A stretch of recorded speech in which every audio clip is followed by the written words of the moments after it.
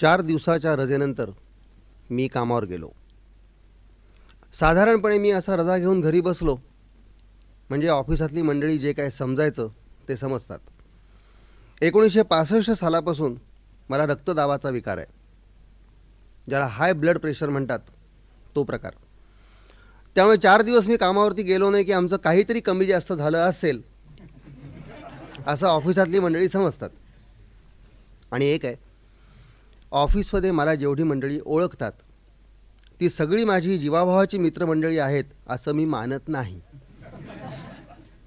त्यामुळे बऱ्याच जणांच्या मनामध्ये माझं जर काही कमी जास्त व्हायचं असेलच तर ते शनिवारी दुपारी होऊ नये असं असतं.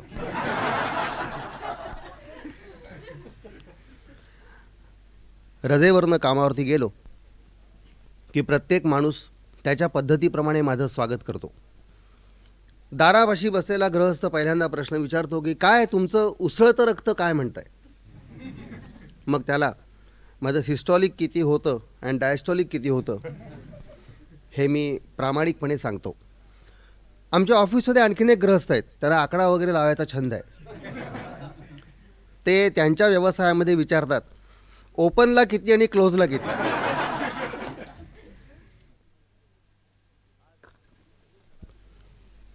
आज ही सगळी सलामी घेत घेत मी केबिनमध्ये आलो. पंखा सुरू झाल्याबरोबर शेजारच्या गृहस्थांनी चौकशी केली, काय कशी काय तब्येत. बरी आहे.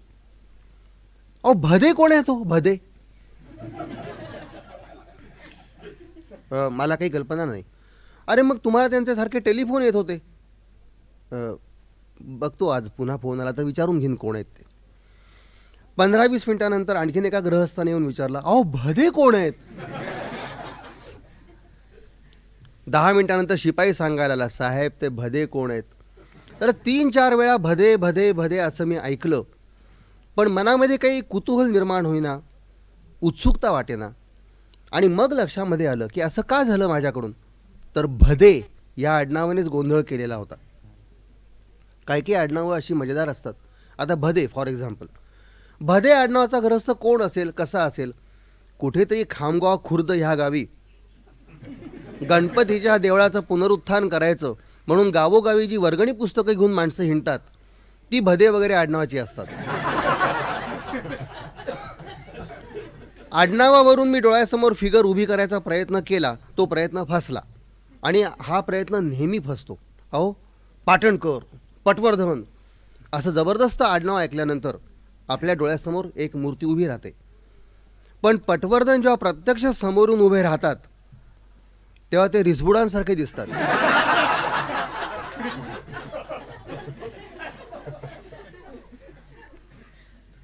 एक आहे, आडनाव कोणतं असावं हे निवडण्याचा पुरुषांना चॉईस नाही. बायकांना एकदा तरी तो चॉईस मिळतो, पण कधी कधी पहिला आडनाव परवडला अशी परिस्थिती होते. आमच्या ऑफिसमध्ये एका बाईचं आडनाव होतं उदास. आता हे काय आडनाव आहे का. उदास बाई आल्या कसं वाटतं ऐकायला. लग्न झाल्यानंतर ह्या बाईचं आडनाव काय व्हावं, घायाळ.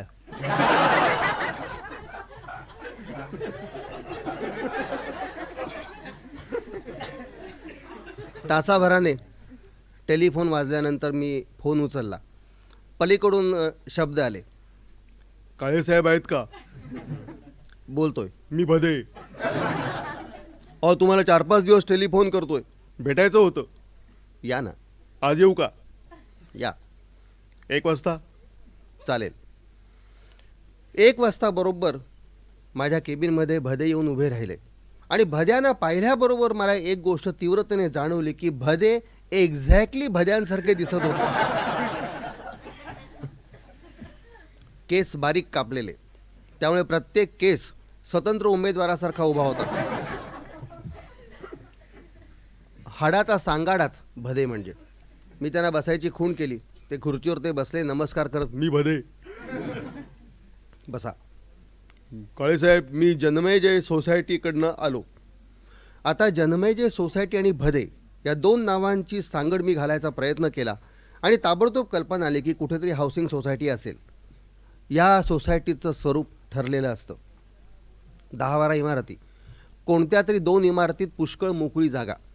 त्या मोकळ्या जागेमध्ये सार्वजनिक हळदी कुंकवापासून ब्लड डोनेशनपर्यंत सगळे कार्यक्रम होतात. त्या चौकात ह्या साहेबांना आमचं कथाकथन पाहिजे असेल.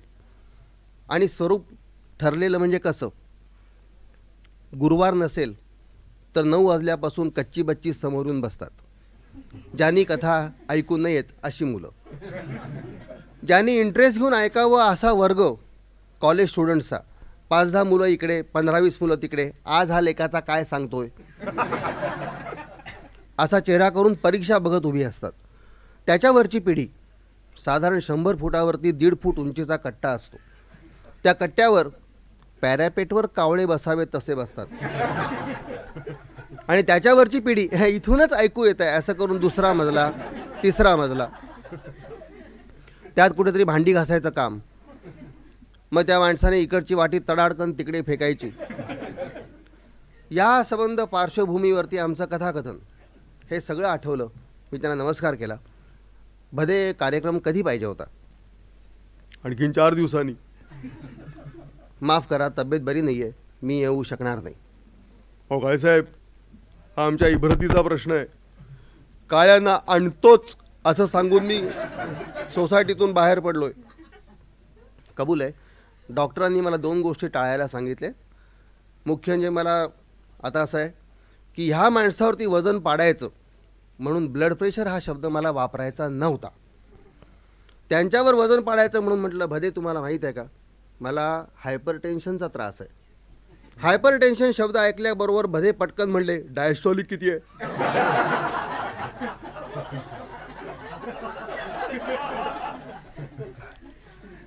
डायस्टोलिक 130 आहे. हा, मग सांभाळायला हवं. म्हणूनच मी येणार नाही, विश्रांती घेणं आवश्यक आहे. पवन काळे, आमच्याकडचा कार्यक्रम झाल्यावर विश्रांती घ्या. मनात कायमची असा म्हणाला की काय? बदे, आय एम रिअली सॉरी. नाही पण काळेसाहेब, आम्ही एक तुम्हाला सांगतो ना, तुमचं 4 दिवस हायपर टेन्शन तुम्ही आमच्यावर सोपवा. भदे, तुमच्यावरती ब्लड प्रेशर सोपवायचं म्हणजे बाहेरगावी जाण्यापूर्वी 4 दिवस पोपटाचा पिंजरा सांभाळा, अशी तुमची काही समजूत आहे का? भदे शांतपणे म्हणले, पोपट सांभाळणं अवघड आहे.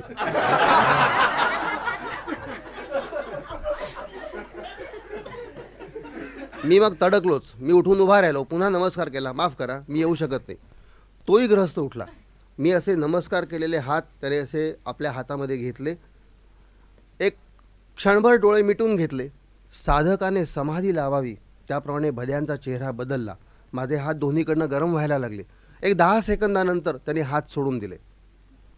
काय केलं? आम्ही तुमचं हायपर टेन्शन ह्या क्षणापासून घेतलं. आता घरी जा आणि ब्लड प्रेशर चेक करा. आम्ही संध्याकाळी पालेकरांकडे. पालेकरांनी ब्लड प्रेशर पाहिलं. ॲब्सोल्युटली नॉर्मल आहे.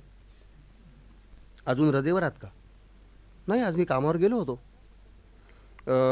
तुम्ही जर अशा पद्धतीने औषधं न घेता तुमचा रक्तदाब कंट्रोल करू शकलात तर पहिल्यांदा मला आनंद होणार आहे तुमच्यापेक्षा. पण लगेच नाचत फिरू नका गावभर. सकाळी पुन्हा चेक करायला या. सकाळी गेलो तरी नॉर्मल, संध्याकाळी गेलो तरी नॉर्मल. एक दिवस गोळ्या घेतल्या नाहीत तरी काही फरक पडलेला नाही. आणि मग मात्र घरी गेल्याबरोबर मी व्हिजिटिंग कार्ड शोधून काढलं. भद्यांनी कार्डाच्या पाठीमागे एक रिक्वेस्ट कॉल नंबर दिला होता. टेलिफोन फिरवला. पलीकडनं आवाज आला, yes, I am mister Halbe. आपल्या शेजारी भदे राहतात का? हो. प्लीज टेलिफोनवर बोलवू शकाल? निरोप पाठवतो तर येण्याच्या कंडिशनमध्ये आहेत की नाहीत मला माहिती नाही.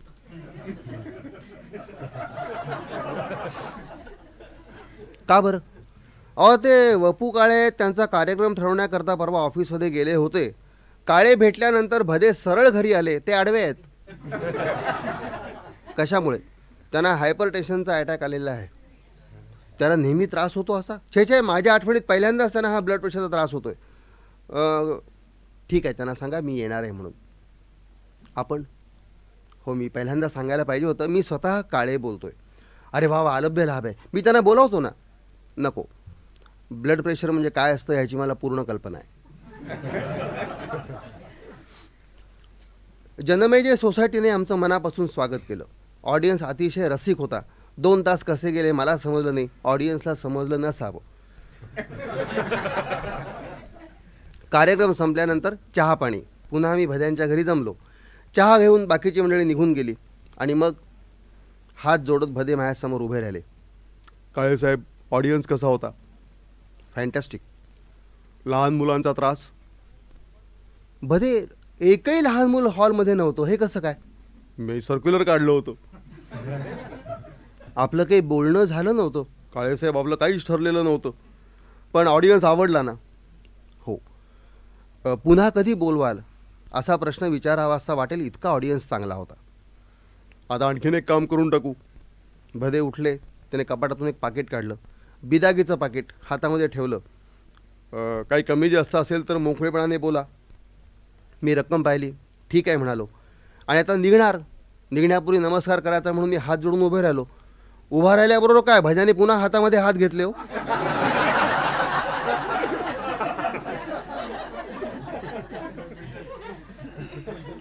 दहा सेकंदानंतर हात सोडून दिले. म्हटलं भदे हे काय?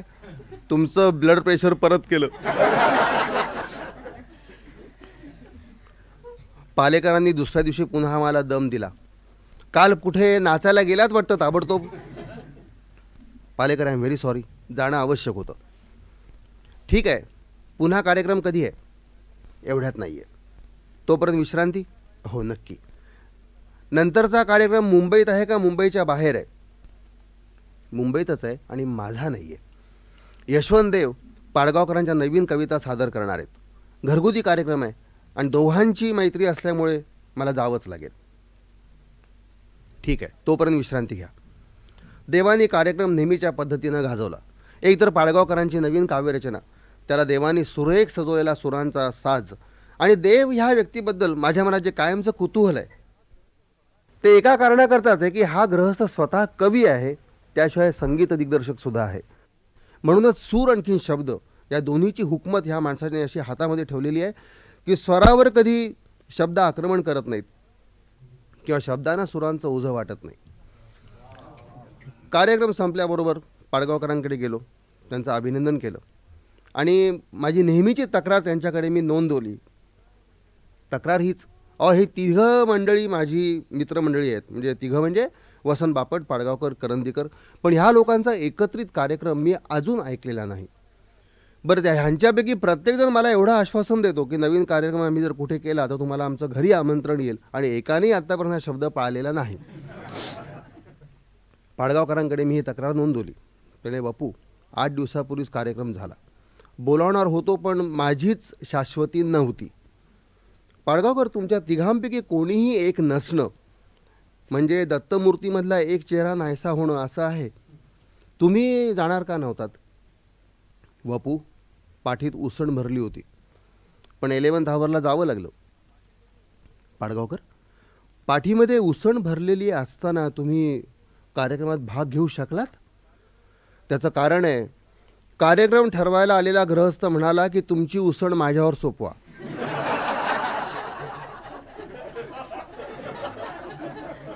Padgaonkar, you are great. म्हणजे भदे, तुम्ही त्याला ओळखता? हो, कारण त्या सोसायटीमध्ये मी सुद्धा गेलो होतो. पाडगावकर, तुमचा पत्रिकांचा अभ्यास वगैरे आहे. ह्या माणसाची पत्रिका एकदा बघा. बघायलाच हवी. आपण असं करू की कार्यक्रम नसताना आपण दोघंजणं त्यांना एकदा भेटायला जाऊ. मग ह्या सगळ्या गोष्टी शांतपणे बोलता येतील. पाडगावकर, पण कार्यक्रम संपल्यानंतर भद्याने पुन्हा हातामध्ये हात घेतले का? हे काय उसण परत आली म्हणाले. आम्ही जाऊ जाऊ असं म्हणत होतो पण आम्ही गेलो नाही, हेही खरं. पाडगावकरांचा पण फोन आला नाही, मी त्यांना फोन केला नाही. 2-2.5 महिन्यानंतर नेहमीसारखा संध्याकाळी ऑफिस सुटल्यावर खाली आलो आणि समोरच्या फुटपाथकडे लक्ष गेलं तर समोर भदे उभे. आता ह्या माणसाबद्दल माझं जे काही इमेज होतं ते कधीच बदललेलं होतं. मी धावत धावत रस्ता क्रॉस केला. आमचे नमस्कार चमत्कार झाले.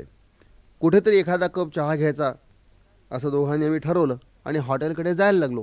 चालताना लक्षामध्ये आलं की भदे थोडेसे लंगडत आहेत. ठीक आहे, चहा घेताना विचारू, काय भदे, कसं काय चाललंय? झकास. तुम्ही लंगडताय? 4 दिवस.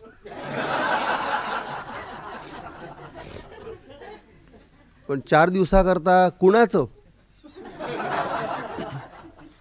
अहो आपले पु ल देशपांडे आहेत. भदे, PLचा कार्यक्रम तुमच्या सोसायटीमध्ये आहे? मला बोलवा, माझं महत्त्वाचं काम आहे त्यांच्याकडे. अहो काळेसाहेब, आमच्या सोसायटीमध्ये PL कशाला येतील? ते गेलेत बाबा आमट्यांकडे. भदे, मग नवल आहे एका गोष्टीचं? नवल कसलं आलंय? ते बाबा आमट्यांकडे नेहमी जातात. अहो ते नवल नाही हो, त्यांच्याकडे कार्यक्रम असताना तुम्ही हो, आम्ही PL देशपांड्यांचे दुखणारे गुडघे का घेतले? 4 दिवसाकरता घेतलेत. काळे, आम्ही असा विचार नाही करत.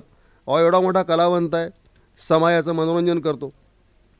तो कोणत्या समाजाचं मनोरंजन करतो ह्यावर काय अवलंबून आहे? आपल्या वाट्याला नाही येत.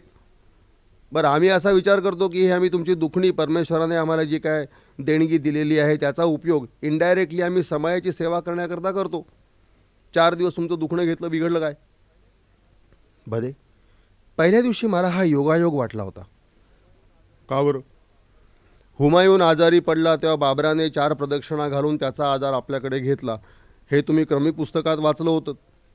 बरं, महाभारतामध्ये देखील एक उदाहरण आहे. ययातीचं वार्धक्य पूर्ण कायम करता घेतलं. आम्ही 4 दिवस तुमची दुखणी घेतली तर? हे सगळं ऐकलं, थक्क झालो. भद्यांचा निरोप घेतला आणि त्यानंतर मध्ये असेच 3-4 महिने गेले. अजून पाडगावकर आणखीन मी त्यांच्याकडे गेलोच नव्हतो. आमचा दौरा सुरू झाला कथाकथनाचा आणि 2 दिवस अगोदर ब्रॉन्कायटिसचा जबरदस्त अटॅक आला. आता किती अँटीबायोटिक्सचा मारा केला तरी तिथे देखील जो काय आवश्यक वेळ आहे तेवढा द्यावाच लागतो. आता एकच पर्याय, दौरा कॅन्सल करायची वेळ आली होती. म्हटलं भद्यांकडे शब्द टाकावा. जर हा गृहस्थ त्याच्या सोसायटीत कार्यक्रम असेल तरच मदत करतो असं नसेल तर आपण प्रयत्न करावा. झालं, आम्ही हळब्यांचा नंबर फिरवला. मी काळे बोलतोय. हां बोला काळे साहेब, काय हुकूम आहे? पडोसी काय म्हणतायत? पडोसी नेहमीप्रमाणे आडवे आहेत. का बरं? यावेळेला गंमत आहे, यावेळेला 2 in 1 आहे. एकदम 2 माणसांचं दुखणं घेतलेलं आहे. जरा बोलावता का? हो बोलावतो ना. भदे टेलिफोनवर आले पण त्यांचा आवाजच मला ओळखायला येईना. काय काळे साहेब? भदे, तुमच्या आवाजाला काय झालं? हाय, 4 दिवसाकरताच. हो पण आता विचारू का 4 दिवसाकरता कुणाचं म्हणून? अहो सुधीर फडके, पुण्यात गीतरामायण चाललाय. परमेश्वराने बाबूजींना जो तो गळा दिलाय तो आम्ही आयुष्यात घेऊ शकणार नाही. त्यांचा बसलेला आवाज घेतलाय. एवढं बोलेपर्यंत त्यांना धाप लागली. त्यांना पुढे बोलवे ना, ते पटकन खाली बसले. हळब्यांनी टेलिफोन हातामध्ये घेतला. काळे, सवड काढून केव्हा तरी या माणसाची अवस्था काही बघवत नाही. बरं, दुसरं दुखणं कुणाचं आहे? हां, हा प्रश्न जास्त इंटरेस्टिंग आहे. कमला सोनटक्के नाव ऐकलंयत का? हळबे, मराठीचा व्यासंग किंवा मराठी शिकवणारा एखादा प्राध्यापक किंवा माझ्यासारखा छोटासा लेखक, या माणसांना कमला सोनटक्के हे नाव माहिती नाही असं कधी घडेल का? मराठीतली महान टीकाकार आहे, तर तिचं काय? काळेसाहेब, तुम्हाला जसं हाय ब्लड प्रेशर आहे तसं ह्या बाईसाहेबांना लो ब्लड प्रेशर आहे. आणि ही बाई सध्या महाराष्ट्रामध्ये गावोगावी मराठी कथा मागे सरकते का पुढे सरकते याच्यावर व्याख्यानं देत हिंडते. तिचं लो ब्लड प्रेशर साहेबांनी घेतलेलं आहे. मी ठीक आहे म्हणालो. आणि अर्थातच 2 दुखणी ज्या माणसाच्याकडे ऑलरेडी इतर लोकांनी सोपवलेली आहेत त्याला आपण कसं छळायचं? मी गप्प बसलो, दौरा कॅन्सल केला. पण त्यानंतर 8व्या दिवशी पेपरला बातमी वाचली की मराठी कथा मागे सरकले का पुढे सरकते ह्याचा अभ्यास करण्याकरता ही बया सरकारी शिष्यवृत्ती घेऊन अमेरिकेला गेली. हो, मराठी कथेचा अभ्यास अमेरिकेत जाऊन कसा काय होणार? पण काही नवल नाही, कारण पुष्कळशा कथा तिकडूनच इकडे येत असल्यामुळे मूळ अमेरिकन कथाच जर मागे सरकली असेल तर मराठी कथा मागे सरकणं अपरिहार्य आहे. भद्यांचं काय आणि हिच्या लो ब्लड प्रेशरचं काय? विचार करत करत भद्यांकडे एके दिवशी संध्याकाळी गेलो. अवस्था खरोखरच त्या माणसाची बघवत नव्हती. त्यांनी उठायचा प्रयत्न केला. मी त्यांना उठून दिलं नाही. मिसेस भदे अतिशय चिडलेल्या, नुसत्या त्या बाहेरच्या खोलीमध्ये येत होत्या, काही न बोलता आत निघून जात होत्या. पण एकूण ते सगळं पाहिल्यानंतर मी एक ठरवलं की तब्येत बिघडल्यामुळे आपल्याला इथून पुढे एकही कार्यक्रम करता आला नाही तरी चालेल, पण ह्या माणसाला आपलं दुखणं सहन करायला लावून आपण त्याचा अंत बघायचा नाही. तेवढ्यात बाईसाहेब पुन्हा कुठल्या तरी कामाला बाहेर आल्या. मी त्यांना माझा विचार बोलून दाखवला. तुमचं ठीक आहे, बाकीच्या लोकांचं? आता ही कमला सोनटक्के न भेटता गेली की नाही अमेरिकेला, आम्ही काय करायचं तोपर्यंत? भदे म्हणाले, काळेसाहेब तुम्ही आमच्या बायकोशी ह्या विषयावर बोलू नका. अहो आमचं हे जे काय त्याग शब्द काय मी वापरत नाही, पण आम्ही हे जे काय इतरांकरता करतो त्यात केवढा सात्विक आनंद आहे हे या बाईला ह्या आयुष्यामध्ये समजणार नाही. करायचं आहे काय मला समजून? माझा संसाराचा काही विचार? लग्न झाल्यापासून घरात हंतरून आणि यातलं एकही दुखणं ओनरशिपचं नाही.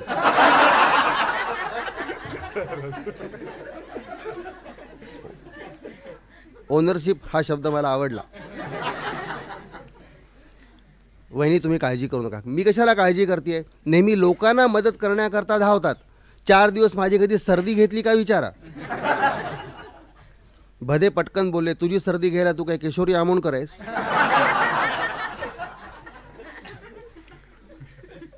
वहिनी तुम्ही रागू नका. एक अतिशय साधी गोष्ट मी तुम्हाला सांगतो. कमला सोनटक्के जर अमेरिकेला गेली नसती तर तिच्या दुखण्यावरती तिने उपाय करवून घेतले असते की नाही? आपण भद्यांना उत्तम डॉक्टरकडे घेऊन जाऊ. आता मी तुम्हाला उलट सांगतो की तुम्ही ह्यांचं माझ्यावर सोपवा. मी पुन्हा पालेकरांची अपॉइंटमेंट घेतली. वहिनी मिस्टर भद्यांना घेऊन कन्सल्टिंग रूमवर आल्या. पालेकर भद्यांना तपासण्याकरता आतल्या खोलीमध्ये गेले. 10-15 मिनिटानंतर भिंतीचा आधार घेत घेत भदे बाहेरच्या बाकावरती येऊन झोपले. पालेकरांनी मला खून करून आत बोलावून घेतलं. बापू तुमची आणि ह्या माणसाची मैत्री किती दिवस? डॉक्टर खूप दिवस झाले. मला एक समजत नाही की अशिक्षित माणसं जर असं वागली तर मी फारसं काही बोलणार नाही. तुमची आणि माझी मैत्री इतक्या दिवसांची आहे. हा ग्रहस्थ तुमचा मित्र आहे. दुखणं विकोपाला जाईपर्यंत तुम्ही लोक गप्प कसे बसू शकता? त्यांना काय झालंय? लो ब्लड प्रेशर आहे, पुष्कळच गोष्टी आहेत. ह्या माणसाने खूप वर्ष अंगावर निरनिराळी दुखणी काढली का हो? मी नुसतं हो म्हणालो, बाकीचं काहीही सांगितलं नाही. डॉक्टर मग आता काय करायला पाहिजे? मी त्यांना सगळ्या इन्व्हेस्टिगेशन्स करून घ्या म्हणून सांगितलेलं आहे आणि आणखीन एका डॉक्टरचं ओपिनियन घेतल्याशिवाय मी माझं मत सांगणं बरोबर नाही. पण प्रॅक्टिस सुरू केल्यापासून मी अशी केस बघितलेली नाही. त्यांना चक्रा येतात, जेवण जात नाही, लो ब्लड प्रेशरचे सगळे सिम्पटम्स आहेत. नाही ते आहेत, पण मी एवढ्यात काही बोलत नाही. मला I would like to have second opinion. नाही पण डॉक्टर तुमचं डायग्नोसिस कधी चुकत नाही. तुम्ही त्यांना सांगू नका, पण मला सांगायला काय हरकत आहे? त्यांना काय झालं आहे? खांद्यावर थोपटत पालेकर एकच वाक्य बोलले, Vapu you will not believe, पण मिस्टर भदे इज प्रेग्नंट.